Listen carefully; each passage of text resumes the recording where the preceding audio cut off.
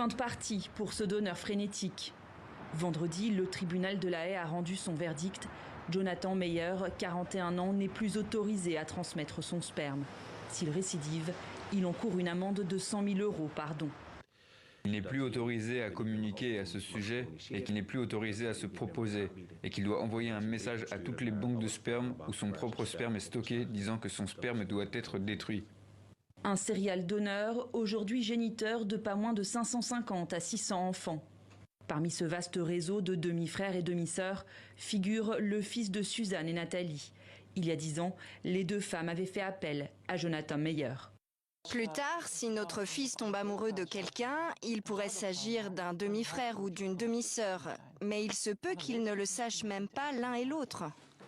Un risque d'inceste vraisemblablement ignoré par l'intéressé.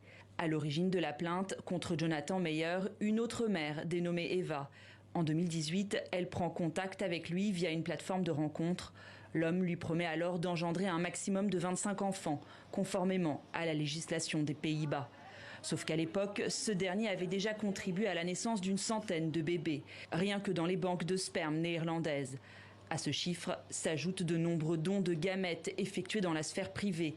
Sa semence aurait même franchi les frontières, notamment en Afrique. La fondation Donorkind pointe les conséquences psychosociales sur les enfants concernés.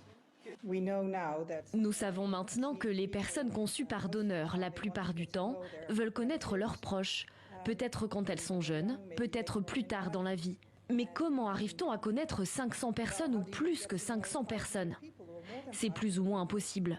Et il y a aussi beaucoup de preuves scientifiques qui prouvent qu'il n'est pas sain pour les gens d'avoir autant de familles. Jonathan Meyer s'est confié aux médias néerlandais NOS.